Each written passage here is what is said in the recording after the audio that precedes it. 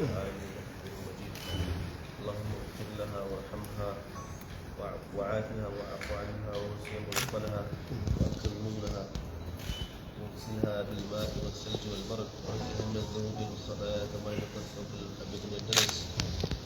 اللهم جازها بالحسنة إحسانا وبالسيئات عفوا وغفرانا.